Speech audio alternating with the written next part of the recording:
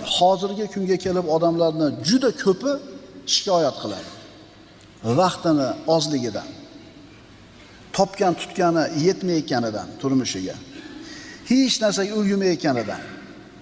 Bormi? Eshitib qolamiz a? Ota-onani ziyorat qilishga vaqti yo'q, ish ko'p. Sila rahimga vaqti yo'q, ish ko'p. Sog'ligini tartibga keltirishlikka vaqti yo'q, ish ko'p.